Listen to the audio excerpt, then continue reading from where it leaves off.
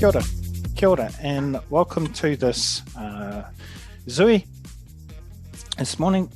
This is part of the Pautama Matawhenua series of practical GIS mapping wānanga for those working in Māori trusts and related organisations. I'm called Dwayne Whenua. For those of you who are just joining us, feel free to use the chat. There is just make sure that you change the wee drop down to all panelists and attendees. And that's just so everybody can see what those pātai are. So just a little bit of whakawhanaungatanga round the table introduction. So called Dwayne Whenua. I'm a geospatial advisor at Toitu Te Whenua, and I will be facilitating today and sharing some links at the end of today's hui. So I'll hand it over to Api. Tēnā rā koutou katoa, anei au tētahi maramara o te arawa waka, ko te arawa te iwi, ko nongataha te maunga, ko rotorua nui a kahumata moimoi te moana, ko te awa hau te awa.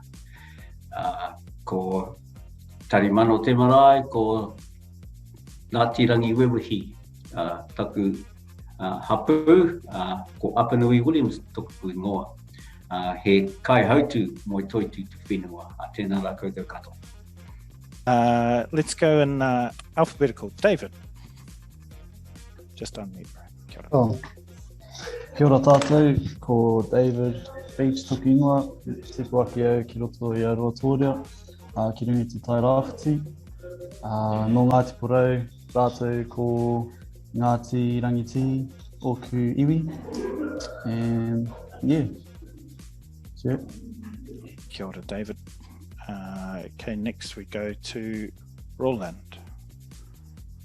Morena koutou, ko maumau kai te maunga, ko Nuaka te awa, ko Rākau Pāka te iwi, ko Roland Pomona toku ingoa. I work for myself, based here in Gisborne. I work from home, and I just said to Dwayne before we started, he's lucky today. I actually thought this was really important, so I'm wearing long pants and not shorts while I'm doing my Zoom. Kia ora. Kia ora. And Taipune, kia ora. Hai, morena koutou. Taranaki hikurangi maunga haumi, ngā maunga. Taranaki te Atiawa, Ngāti Porou, taitanga mahaki. Ngā iwi, ko tēnei taku kāinga ko Puniho Pā, kei te pū take o Taranaki maunga. And ko Taipune ruakere taku ingoa. And yeah, good morning everybody, I'm Taipune. Work for our taiao team at Taranaki Iwi, and we do a bit of GIS in our team. So mihana ki te kaupapa, kia koe hoki Dwayne, and kia koutou te pai kōrero, koutou ngā kai mātakitaki, tēnā koutou. Kia ora, Dwayne. Kia ora, kia ora. So I'll just share my screen just for a moment, just so everybody can see what our kaupapa is. So what I suggest is I'll just either ask you those three questions there. How did you get into your career or geospatial, and what do you enjoy the most about working in maps or geospatial? And what advice do you have for either Māori wanting to get into geospatial or develop their careers or to build their skills? So Taipuni, I was thinking, how about we start with you? Would you like me to prompt you with those questions, bro, or do you want to just rip into it? Up to you. Yeah, I'll just start. Yep, go for it. Kia ora tātou. I came into GIS quite later in life, so I've had a career in education, mainly working with as a teacher in high school, and then I started to work with teachers. And it was when we were doing a bit of mahi with kura kaupapa and kura Pākehā, around storytelling, connecting to local iwi narratives and kōrero in the community. That's when I probably started having a tutu with Google Earth, a lot of the Google tools. And from then, that's when my journey started to evolve. And then I attended a Indigenous mapping wānanga, a couple of wānanga in 2017 and 18. And that really opened the window to the ocean, the moana of GIS. And so that was, a few years ago now. And I started working with the iwi almost 2 years ago now with our Taio team, Taranaki Iwi, and we have a team of 5, and we're on the ground in our hapu rohe, and so we're out walking the rivers, checking the moana, our reefs, and many of our past sites, and GIS capturing data is a big part of our mahi.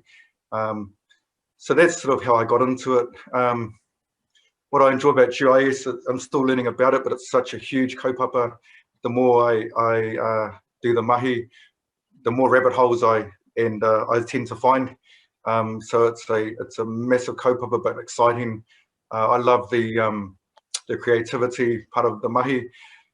We spend a lot of time in the field, so I love that we can be out there on the whenua, walking and monitoring our water, our reefs, and inspecting our past sites. We do trapping and a lot of maintenance, weeds, and what I love is being out on the whenua for most of the week, and then going back into, we work from home as well, so that's really awesome. And then we can go back to our system, and we can start to add all the data that we're gathering, and then we can create a really, I think what I love about GIS, it's attractive, it's engaging when you start to create map layers, when you start to use story maps, and so when we present our kōrero back to our people, it's visual, it's engaging for them, and so it brings our whenua, our taio to life, and we can see the cultural narratives of our tupuna, but we can also see what it looks like now, and some of the impacts in our taio become very clear. If you've got access to Google Earth, you can fly around like a manu, and you can see everything that's happening on the whenua. And in Taranaki, that's the case for us here, is the agricultural sector, farming, oil and gas. There's huge impacts here, and it doesn't take much now. You can actually see what's happening on the ground, and so I love that. And probably some advice to others I've learned through just having a tutu really, and going to a wānanga, and I've just started a course this year at Massey, the postgrad diploma in geospatial science. So I'm doing one paper this year, and that's been real helpful for me to fill in some of the deeper learning, the fundamentals of GIS. But other than that, I just advise people, if you're really interested in GIS, just find some access to the tools, whether it's Google, whether it's Esri, and as we do as whānau, just learn by doing, and find a kaupapa in your rohe, at your marae or hapu or iwi that you're passionate about, and then just really try and attend wānanga. Hopefully in the future there'll be more Indigenous mapping wānanga that you can attend, and then it's really connecting with people that are doing some of this mahi like ourselves, and I know there are many others in Aotearoa that are doing this mahi, so just connect with others and tutu. Yeah. Kia ora Dwayne. Oh, kia ora taupuni. Pātai, what GIS do you guys use on your day-to-day mahi, and what were the reasons that you chose that particular software? We use Esri ArcGIS, and we're out in the field a lot, so we use the field operation apps. So part of my mahi has been helping to set up some of those apps like Survey 123.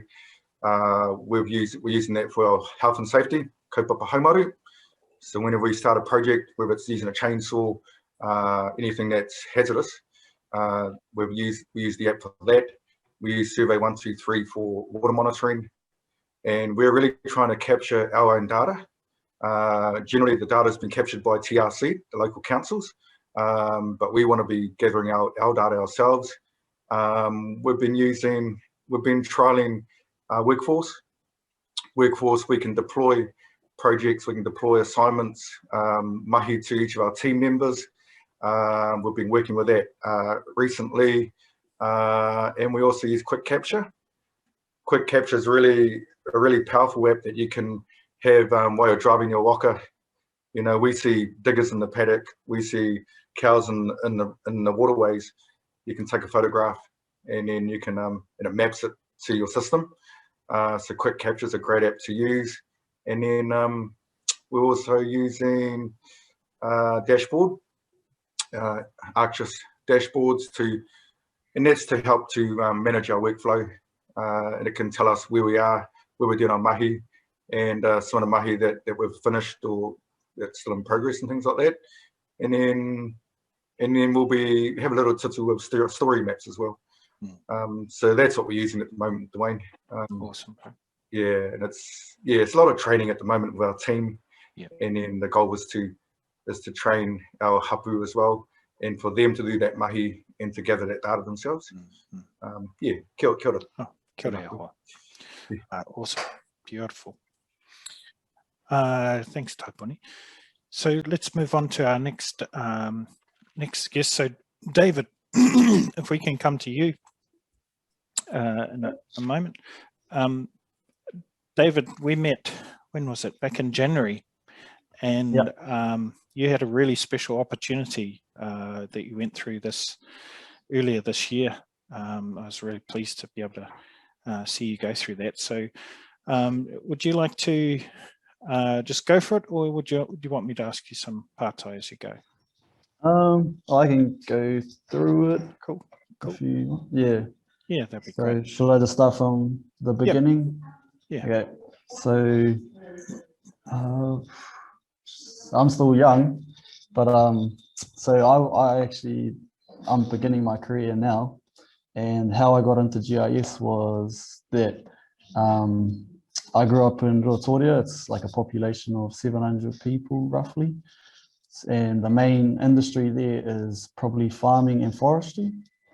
And so when I left school, I went straight to the University of Canterbury, where I studied forestry science, a bachelor's. And that's where I first got introduced to ArcGIS, but it was the real basic, the old version. I think it was ArcGIS ArcMap, sorry, the real basic one. And so I studied, finished that, and then COVID hit, and my job that I had planned was cancelled as well. So I ended up moving back home during COVID, and then after it, an opportunity came up to work for Te Mātawa, who I'm currently working for at the moment. And then that's through our visualization and things like that, I got introduced to Dwayne unexpectedly, but it was how I got introduced to Arc Online and Arc Pro, where he pushed to get me into a what do you call it, the program at Eagle Technology, and they provide the basics and stuff through this thing called Gallup X, and that's where I sort of started. And then from there, what I enjoy the most about this mapping industry is probably the challenge it provides. It's because it's continuously developing, it also exposes you to learn as well on the job, and also the community, the GIS community. Like, I've been introduced to so many different professionals. It's real cool. And yes. Where has that training that you had earlier this year, where has that taken you? Yeah, so from their training,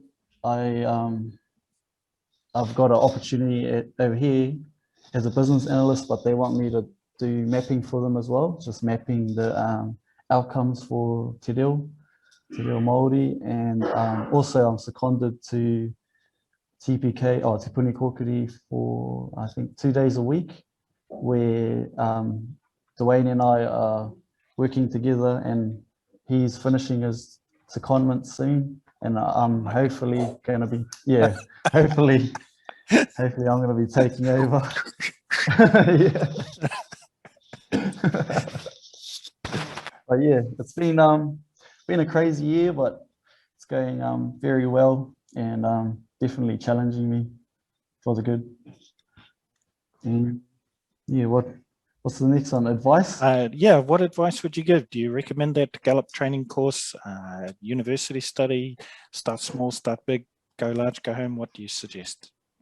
Okay, so for me, like, I recommend, I started with forestry, which gave me the basic tools in terms of spatial analysis and network analysis and things like that. And then going to that Gallup, it's like it's a whole new level, but there's a lot of very intelligent people there who help you through the process, because it's cramming a lot in at once, but they just give you a broad overview of what is to come, sort of a thing. But once you get into the industry, they're always there to help, and that's what I. So in terms of advice, just get into it. I don't know. I'm still young. I haven't found advice yet. I'm still looking for advice myself. How do you what's the best way for you to learn? How do you learn how to do something? For me, to do a project or something. Yeah, I'm a bit of a tutu. So you know, my parents used to always kick me up the ass, but now look at it. It's perfect for the GIS job anyway. You need a tutu a lot. And that, and probably just a lot of studying up. There's a lot of information on the Esri website. So if you come into trouble, you can go search something up, or if you have people like Dwayne, you know, these guys up here, then yeah, it definitely helps to ask questions. Cool. Kia ora, David. We've got a question here from Leanne, but I'm thinking this might be a good one for to hold to the end for Roland. But I thought maybe if we go for our Api next, just to mix it up. Yep. Thanks for joining us again, Matua. So yeah, I'll hand it over to you, eh? Cool. So, oops. Hang on, Patai. Hang on. You're muted. Api. Yeah. Sorry, this time. Unlike David, I'm at the other end of my career. But when Dwayne talked about mixing it up, so I'm not a GIS expert, and so my role at Land Information New Zealand, Toitu Te Whenua, is manager of business with Māori, and so we uplift the capability and support iwi engagement across the organisation. Our name Toitu Te Whenua comes from the whakatauki, whatu noro te tangata Toitu Te Whenua, and it talks about, despite the changes that over time that have happened within the organisation, the one thing that hasn't changed is that the land is still there. And so that reminds us of our focus for our time while we're in Toitu Te Whenua, Land Information New Zealand. In relation to GIS, and in particular for whānau iwi hapu, it's about respecting Papatuanuku, our whenua. And so GIS provides opportunities not just to kia mātaki te whenua, to view the land, but also it's to look at the current state of the land and really to be able to look at how the land has changed over time, and all of the lands, so not just your takiwa, but all of the ancestral lands within land information, within Aotearoa, and not just your current land holdings. So historical and contemporary maps are available to everyone. And once you've got a base map for the area that you're looking at, then you have layers of data that are available to iwi. And so they come from either iwi, from Crown agencies, from other organisations, and they overlay those onto your base maps for your takiwa. And the thing about it for me is that it creates opportunities for iwi, not just to tell stories in the history about their land and to identify sites of significance, to look at how the land has changed over time, but really to support your decision making on what you want the future of the land to be. So using all of that information to map a pathway to achieve your aspirations on what you want the land to be for you today, but also for future generations. And that's the good thing about it for me is the opportunity that provides to our people. That's also why we've seen, like, it's pretty daunting, but Lynn's is here to help you and support you, not just with our data, but also through this program that Dwayne's been running, Ngā Pautama Mata Whenua, the online programs. They're there to support you, but Lynn's is also there to help you with the mentoring side of things as well too. Our role here is really to try to empower people in their journey around GIS and utilising the data, the information. So at the beginning, the first thing you need is an aspiration for your whānau, for your iwi, for your hapu. When you have that aspiration around what you want to do with the whenua, then you need to get the tools. And when you've got the tools to be able to do that, and then you need the data. So that you need to know how to use those tools. And that's where Lynn's comes in to help support that as well. Then you need the data. Lynn's has a lot of data that we can support that, but we can also tell you where other data is as well. Then you're able to map that data, and then it's through so you're not there. Once you've got that data, you start to analyze it to see, okay, how does this support what I want to do with to achieve my aspirations for our people? And that might be just to tell stories, or it might be to talk about journeys that have happened. But whatever that journey is, there is a pathway to enable you to get to that. And even though I'm at the end of my career, I'm happy to start commencing that pathway as well into learning and understanding, because there's a number of stories that I want to tell as well. But within my role within Toitū Te Whenua, there's a number of opportunities that I have to support other people as well, and to support the organisation, to support iwi and their aspirations. So I guess if I'm talking about what opportunities are available, I was at a meeting yesterday, and I was only invited to the meeting at the last minute, and it's to do with the Crown Pastoral Leasehold properties in the South Island. And there's a new act coming through for the Crown Pastoral Lease Act coming through Parliament, and it becomes effective from the 1st of January. Part of the changes to the Act is that there's a requirement for any leaseholders, if they want to apply for consent to do work on their land, is that they need to engage with iwi. And so with that process, it's a matter of understanding, okay, so who is it that they or we need to be engaging with? And so if we took a map of the South Island, and then we put on it all of the properties where the leasehold properties are, and then we overlaid it with a map of iwi to say, okay, these are the iwi that have an interest in this particular leasehold property. And then if we put another layer over the top of that, that identified the sites of significance that are in those particular leases, we have a baseline for discussions with iwi around what it is that's important to them, and therefore any impacts it might have on that for the work that the leaseholder wants to do. So that's just one example that sort of came to my mind yesterday. But having creates opportunities of how things can be happening going forward. Kia ora, Api. Kia ora. Awesome, mea hoa. It's been great to have your support too for this series, Api. Really appreciate it. Just a big ngamahi from me as well. Kia ora. It's a great kaupapa. Okay. Well, we're cracking through time. All good, kei te pai.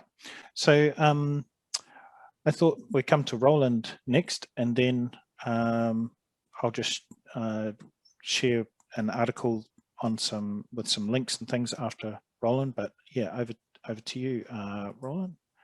Do you want me? Are you good to go, or do you want me to ask you some questions to keep you on?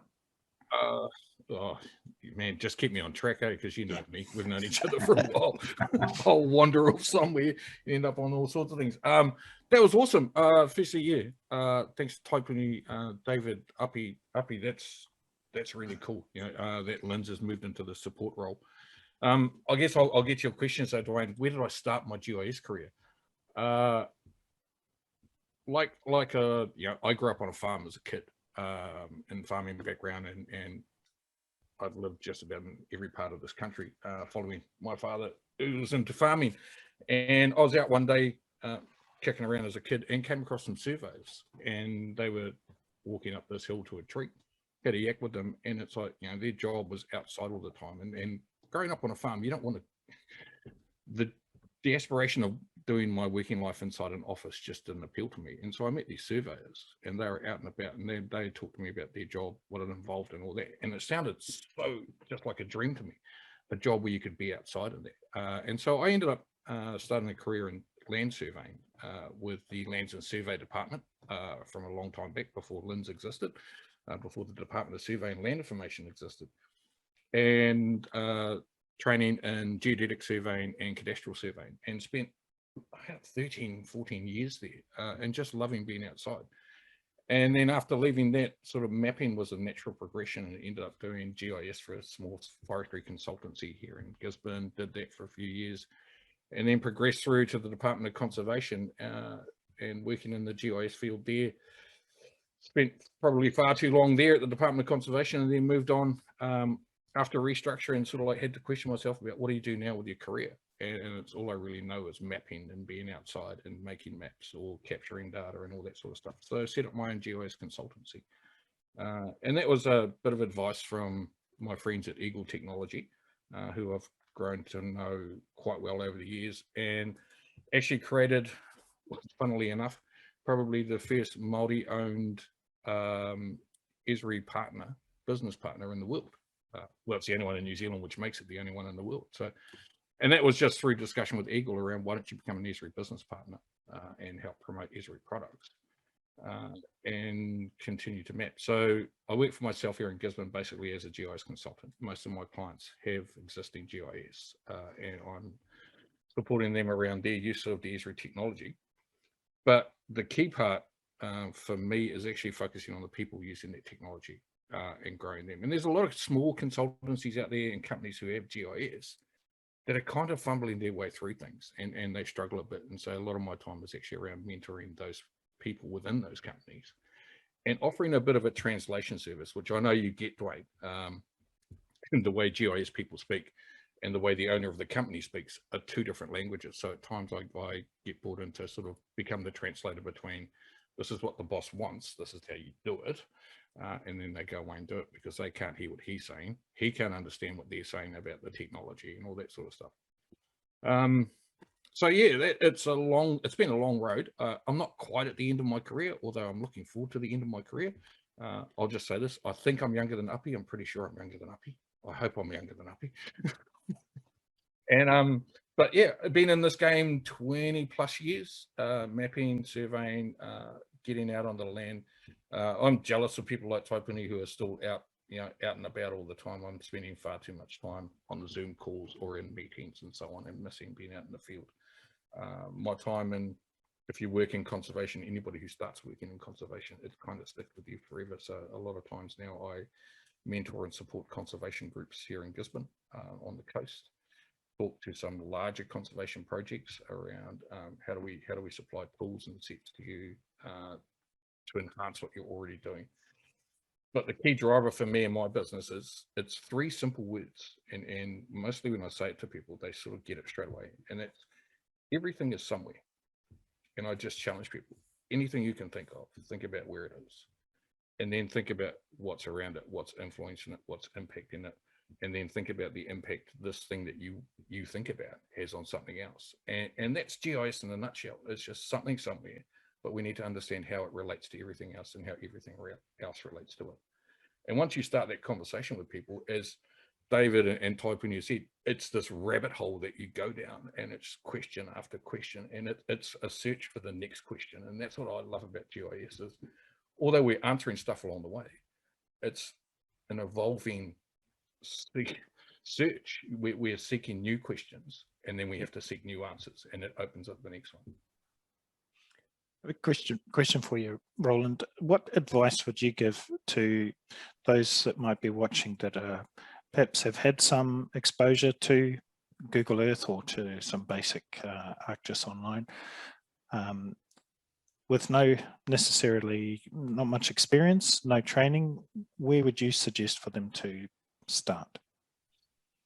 I can talk in detail about the Esri suite of products and using Esri suite. I've been using Esri for a long time, and it's not a sales pitch for Esri, but if anybody wants to start, and the analogy I make is, what we're really good at as Māori is finding other Māori who know how to do something that you don't. Find that person, find someone to just ask them questions, not to tell them, hey, come and sit down, show me how to do this, but just conversations like this. Where did you start? How did it begin? What's a good tip? Like watching somebody, and this is not that long ago, skin a deer when we're out on a hunt, and somebody's skinning in a slightly different way that I skin a deer. And I'll ask, why do you do it that way? And they have a reason, and it's like, cool, I might adapt the way I do things. But the advice is find someone who works in this industry. There's some fantastic people out there. I love some of the stuff David and Taipuni were saying about, David being a tutu. Dwayne, you've heard that before so many times from Māori. And I'll quote the fantastic and the great Gina Mohi, who at a conference once said, like, I don't need to know how the vehicle works, just give me the keys and let me do some burnouts and I'll figure it out. And her analogy around GIS software was exactly that. Like, we're just naturally tutus. It's like, we'll find our way. Most of the time we just need access. And I love that quote from Gina of just give me the keys and let me do burnouts for it and I'll figure it out. But advice is, there's plenty of networks out there. There's groups, there's Te Kahui Manu Hōkai. I was hoping that Pangi Marcus would be here today, but he's not. And Dwayne, me and you have both had a long history with Te Kahui Manu Hōkai. There's the New Zealand Esri Users Group, and not-for-profits, non-profit groups are free to join some of those groups. There's, I love that David's been on the Gallup program. I've been talking with Eagle for a while around Gallup X is a really intensive, and like David said, look into things, and it's really, really cool.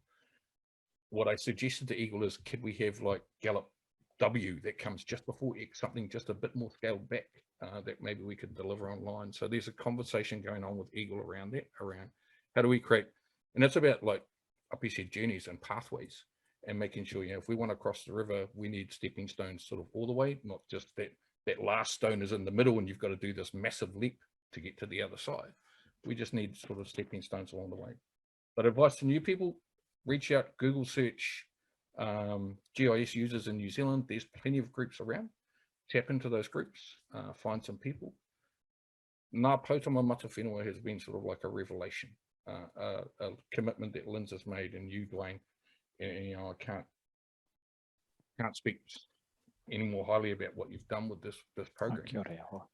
And it's long-term commitment. We're not just sort of intensive, like, here it is, and then everybody goes away, and in 6 months it's kind of lost. So a 12-month commitment to training initiatives is fantastic. I was hoping that Jan would be here today, because I've got a couple of crazy ideas around how we can extend that when it gets finished. And I'm not saying that Linz has to hold that mantle forever. I think there's some organisations like Te Kahui Manu Hōkai, maybe New Zealand Esri User Group, where they can come in and assist that journey on later on after Ngā Pautama Mata Whenua is finished. But it is about utilising the large government, central government agencies. And I think central government needs to take a bit more ownership around the expansion. GIS is still a growth industry. There's still a massive skills shortage in this country around GIS. There is. All the GIS corporates and businesses are screaming out for people, and they can't hire them. So we're importing talent from overseas to do GIS work in this country, which is a real shame. So I give you one example, Roland, and thanks again for sharing your advice there. I had someone from a DHB calling me to say, hey, we're looking for a GIS practitioner, ideally Māori. Nobody applied. Do you know of some people that you could, it's in government and public service, it's always difficult to go and shoulder tap people or headhunt people, but there are informal ways that we can kind of encourage people that we might know to apply. But we're really struggling to find someone in Waikato for that role, and it was a good paying role, good beginner career kind of role. But that's just a really recent example, like 2 weeks ago. If anyone has partai as we're going, feel free to put them in the chat as well. Did you wanted to say something else there, Roland? I was just, I at my best guess, I think we're about 5 years behind where we want our learning capability to be. And that's the perfect example. Like, you can't hire, you want a particular person for this role and that skill set doesn't exist. That's because we didn't do the stuff that we were supposed to do 5 years ago. It's kind of that simple. And I'll accept some of the blame here with the New Zealand Esri User Group and Te Kahui Manu Hawkeye and when I was working in central government. We were really good at lighting small fires and creating these people and giving education around GIS and so on. And I did a program with the Tauira Kaitiaki Tile. And one of the highlights of my GIS career is actually watching those cadets. I remember you saw them going at the Asia Pacific Esri User Conference, and they gave a presentation and actually had a room spellbound. And not just a room of people watching Māori GIS projects, but they had the owner of Esri spellbound, and he was impressed with these guys. But we did that a long time ago. That was way back in 2012. And what I mean is we're really good at lighting small fires, and then we sort of walk away from it. And there's plenty of embers out there lying around. We've just got to find them and reignite those fires. So we start people on learning journeys, and then we had a habit of kind of like, that's enough of that. When our focus is this, and we shift our focus away from education. There's skill sets out there. It is about finding them and watching the skill sets coming through Ngā Pouta Mata Whenua. I think more of this stuff, but I can't emphasize, if we'd done this 5 years ago, you wouldn't have that problem with that DHB in Waikato right now. Kia ora iho.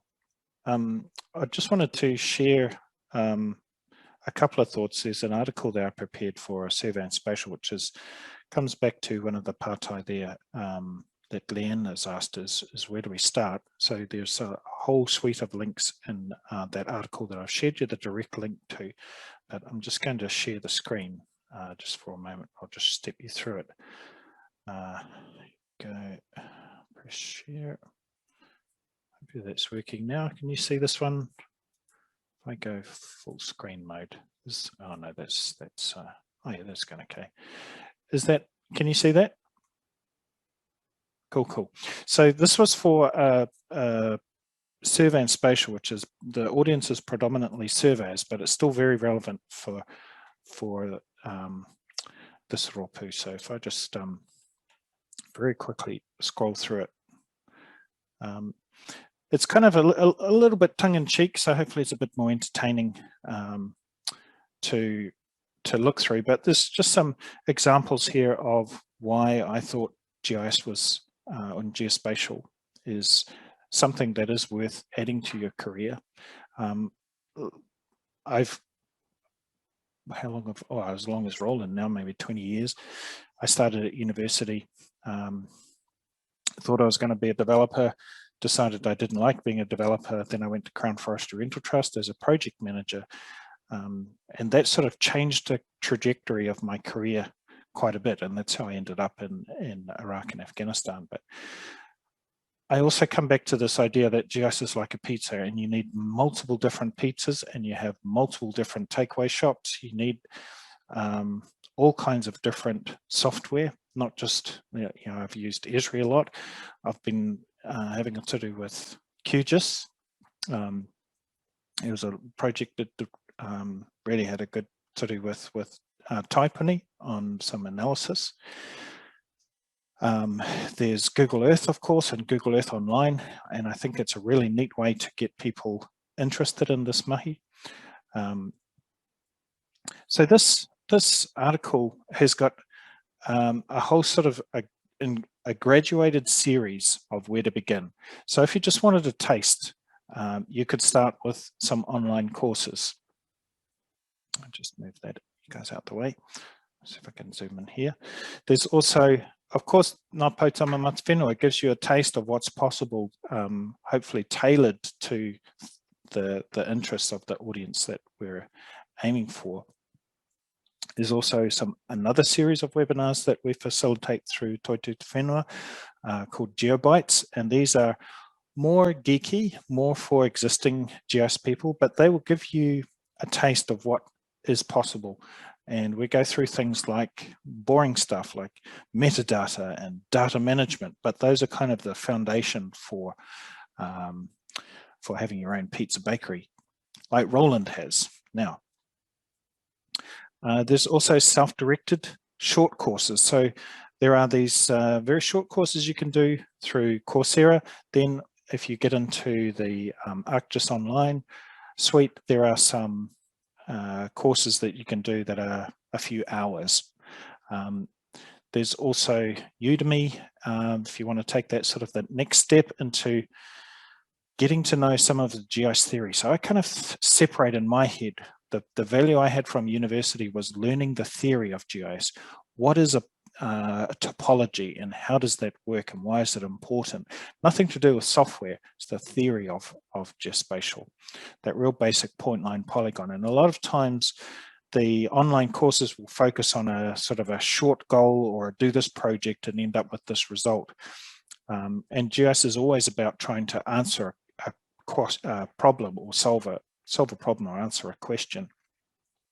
But I just, even now, I'm so quite grateful for that theory that I did 20 years ago, because it helps me understand all kinds of different things like buffers, intersects, unions, and just knowing the difference between all of those and their bit of jargon. But there's also, once you've sort of gone a little bit beyond those online courses and you think, okay, maybe I want to take this a bit more seriously, then there are some basic courses, and this is Coursera and Udemy. You can, for between about $20 New Zealand or $50 a month, this is kind of where you're putting a little bit of your own pūtea into it. But you can also do some pretty cool courses from some pretty flash places like Yale, Stanford, Johns Hopkins, which is the medical one, even Google, IBM, SAS. They all offer short courses in a variety of different formats. If you're then thinking, okay, I've done a couple of those courses, I quite like this GIS stuff, my employer seems pretty open to this, or maybe I could do a course part-time, like one paper. So I've even just enrolled in a one paper course this year through Victoria, where I do 1 day a month lectures and then assignments. So you don't necessarily have to commit to a full-time course of study. But I know that as I get older, I need to keep my learning fresh. I need to keep my mind open to new ideas, because I really, as I'm, what am I now, 48, really starting to notice that kind of, oh, it's too hard, I don't want to do that, or, I need to really challenge myself. So I'm quite glad I'm doing that study. And you put on a student loan and you forget about it, and eventually by the time I retire, I'll have paid them off if I pass them. So yeah, there's some links in there, these blue links. There is this page here.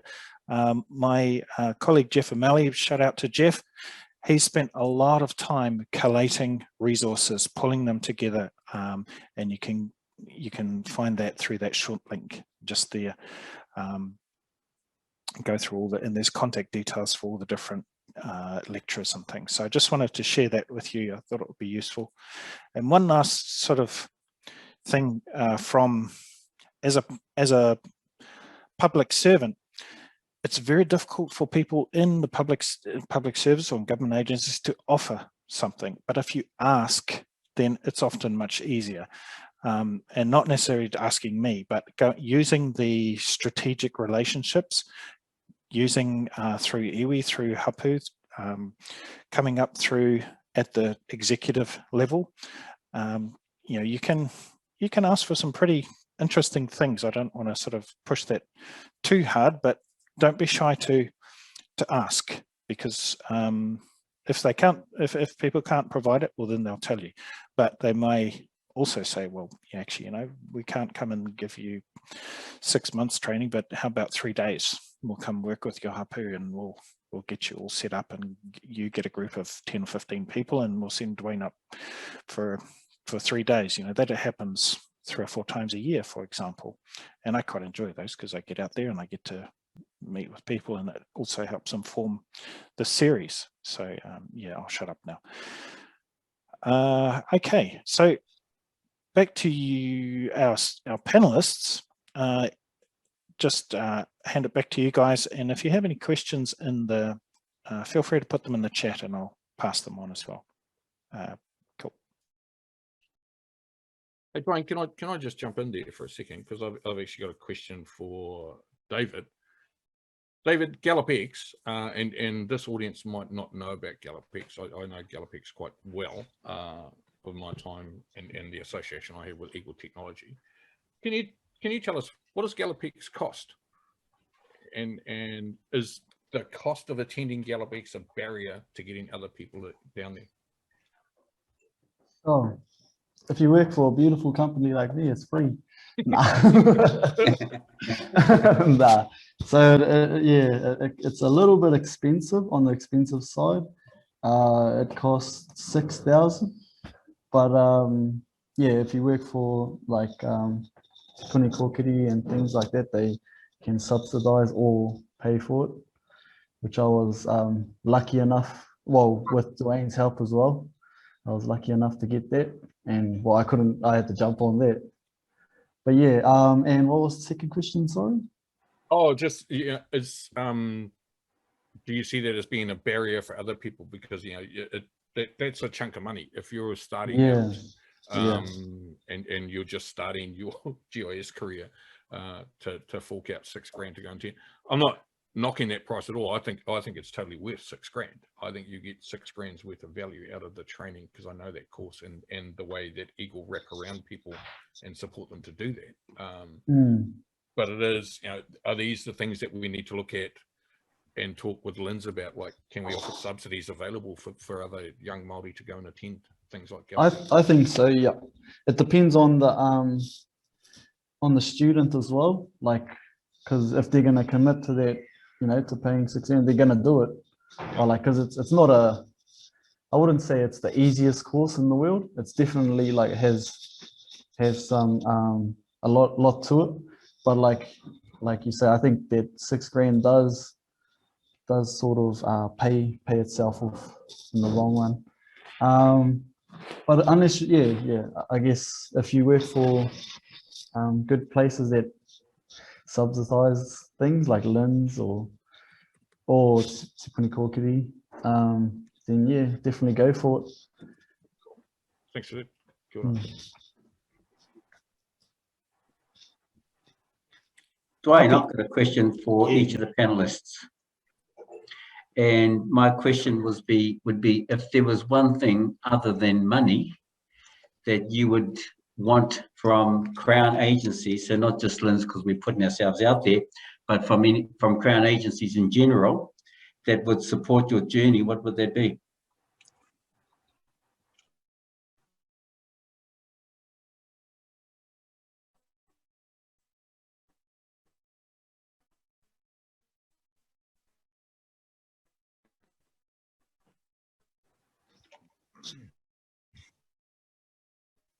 Mine froze there for a second. Yeah, that's you. If there was one thing that you wanted from the Crown or the Crown agencies to support your GIS journey or anyone on that journey, what might that be?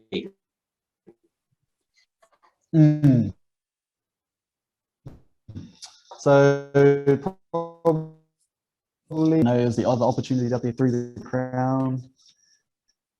Yeah, possibly. I would say network, you guys.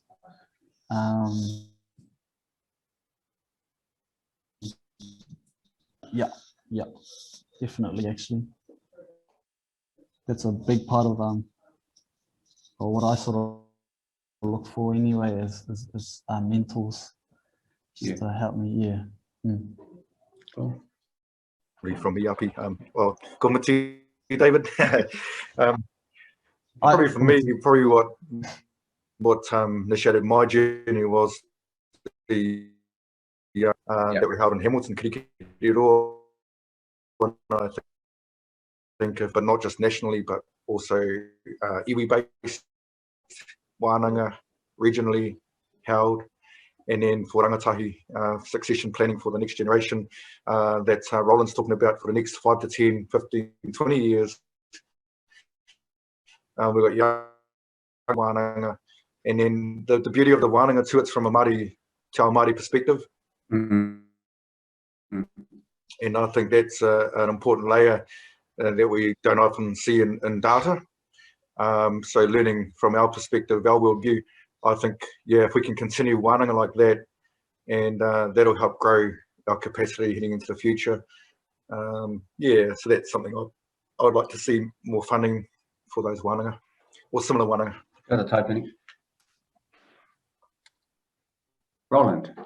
Oh, come on, Uppy, don't ask me what I want from the Crown. No, it's exactly what Taipuni's mentioning. It is around advocating, I think, advocacy that this is a worthwhile endeavour, supporting young Māori, old Māori, any Māori into this field. That's what I'd want to see more advocacy from the Crown. So interaction between the Crown agencies, that this is an important endeavour. And it's not always just about money. At times we get stuck in, oh, can you give us funding to do this? It's more around the wraparound stuff, the mentoring, the support. The Crown and the larger agencies like the LINSs, the MPIs, MFE, DOC, I mean, they've got 20, 30 geospatial people working inside those industries. Sometimes it's just giving them access to them, like for guys like David to have a coffee and talk around like, oh yeah, what are you working on at the moment? David, I'm going to remind you too, New Zealand Esri User Conference is back in September 23rd in Wellington. So I hope to see you there. Networking's a big thing. So having the Crown support networking activities, training initiatives like the Indigenous mapping wānanga, like Taipuni said. But yeah, more advocacy across the board through the Crown. And I know on that though, that tautoko to LINS for what they're doing and putting themselves out there, and that is a big step. And I think you've kind of thrown down the gauntlet and a challenge to some of the other larger government departments around this as a worthwhile endeavour. I'm interested that no one mentioned data. Does that mean that you have access to the data you need? I mean, what was it? Was it yesterday? The celebration of the LINS data service being 10 years ago. 10 years. And it was funny because I was hoping to come down for that, but I just couldn't make the time available. The progression and the growth we've seen in the provision of data has changed so much. I mean, I started my career a long time ago with Lands and Survey when topo maps were kept in a drawer behind the map counter and sold as paper things, and they were gold back then. And now, I can get access to a LINS topo 2 electronically. So the provision of data is still a thing. I think for Māori now, and Taipuni touched on it, it's about Māori and groups creating their own data sets and owning their data. But LINS has, and I think access to data is pretty good now. Most people can find the parcel data. Dwayne's done wonderful work through this webinar series around teaching people how to access data. But I think that's a small piece of the puzzle. And if we're going to jump to the bigger picture, it's around that. It's a worthwhile initiative to make sure that What to do with it? that Māori are in the room when the discussions are going on about geospatial capacity building. And at times in years gone past, we haven't been in that room. Māori haven't been in that room around developing geospatial capability and capacity for New Zealand. David and Taipuni might have a different view.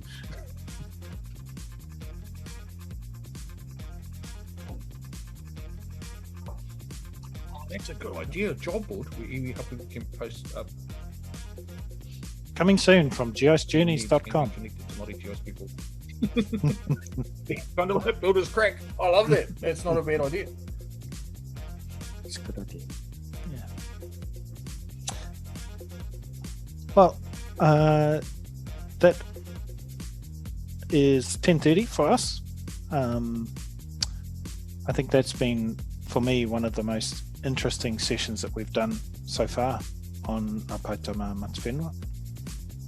Just a big ngamihi to David Beach, Taipuni Ruakere, Roland Pomana, Apanui Williams. Thank you for joining us, Ehoas. Hopefully we'll do this again. I think this has been a really useful session. Maybe we do it every 6 months and just build on the kōrero as we go.